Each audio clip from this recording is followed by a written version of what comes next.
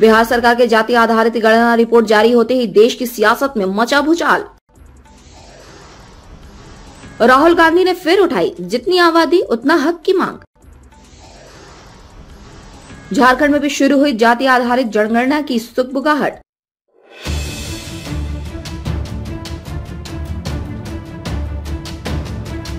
केंद्र की सत्ता में बिहार की राजनीति शुरू से ही अहम रही है। उसमें बिहार के जातीय समीकरण के बूते छतरपुर ने एक छत्र राज किया है। चाहे लालू प्रसाद यादव हो या नीतीश कुमार, इन्होंने बड़े सलीके से जातीय समीकरण को साधा और पिछले करीब 30 साल से बिहार के रास्ते केंद्र की सत्ता की इर्द गिर्द रहे और अपने हिसाब से राजनीति की।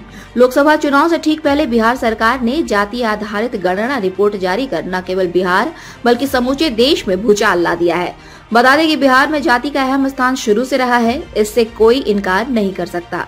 2 अक्टूबर को बिहार सरकार ने जातीय जनगणना की रिपोर्ट प्रकाशित कर दी तो रिपोर्ट के जारी होते ही बिहार की राजनीति में भूचाल की सुगबुगाहट दिखाई देने लगी है। रिपोर्ट तब जारी की गई है जब लोकसभा चुनाव में कुछ महीने शेष है। CM Nitish Kumar, deputy CM Tejashwi Yadav और राजद सुप्रीमो लालू प्रसाद यादव ने इसे क्रांतिकारी बताया है। वहीं भारतीय जनता पार्टी ने भी कहा है कि जातीय जनगणना कराने में उसकी सहमति थी। जाति धर्म के सामाजिक जकरण में बंधे बिहार के राजनीति में जातीय आधारित गणना की रिपोर्ट जारी होने के बाद बिहार में राजनीति भी चरम पर है। जातीय गणना आधारित गणना की रिपोर्ट जारी होने के बाद राजद सुप्रीमो लालू प्रसाद यादव और कांग्रेस नेता राहुल गांधी ने जितनी आबादी उतना हक की बात प्रमुखता से की है। कांग्रेस नेता राहुल गांधी ने अपने एक्स अकाउंट पर लिखा, बिहार की जातिगत जनगणना से पता चला है कि वहां ओबीसी, एससी, एसटी 84% है। केंद्र सरकार के 90 सचिवों में सिर्फ 3 ओबीसी है, जो भारत का मात्र 5% बजट संभालते हैं। इसलिए भारत के जातिगत आंकड़े जानना जरूरी है। जितनी आबादी उतना हक, ये हमारा प्रण है। बिहार में जाति आधारित जनगणना का डाटा रिलीज होने पर लालू यादव ने कहा कि सरकार को अब सुनिश्चित करना चाहिए कि जिसकी जितनी संख्या उसकी उतनी हिस्सेदारी हो। हमारा शुरू से मानना रहा है कि राज्य के संसाधनों पर न्याय संगत अधिकार सभी वर्गों का हो। केंद्र में 2024 में जब हमारी सरकार बनेगी तब पूरे देश में जातिगत जनगणना करवाएंगे और दलित, मुस्लिम, पिछड़ा और अति पिछड़ा विरोधी भाजपा को सत्ता से बेदखल करेंगे।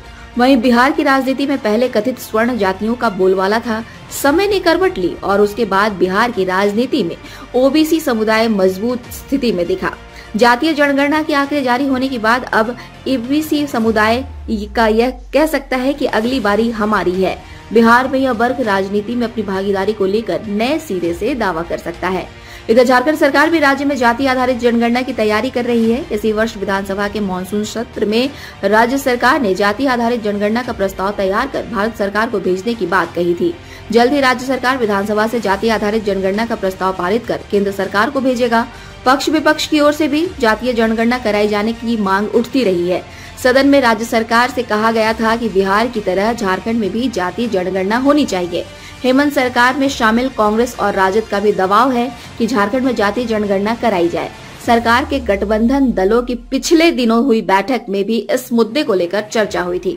सरकार में शामिल दलों का कहना था कि जातियों को जनसंख्या के आधार पर नियुक्ति से लेकर अन्य लाभ दिलाने के लिए लंबे समय से राज्य में जाति आधारित जनगणना की मांग उठती रही है। विशेष तौर पर नियुक्तियों में ओबीसी की हिस्सेदारी की बात होती रही है। इसके माध्यम से संकलित जानकारी का उपयोग राजनीतिक, सामाजिक, आर्थिक और सांस्कृतिक नीतियों को बनाने व प्राथमिकता निर्धारित करने के लिए किया जाता है। Bureau report, India news viral, Bihar, Jharkhand.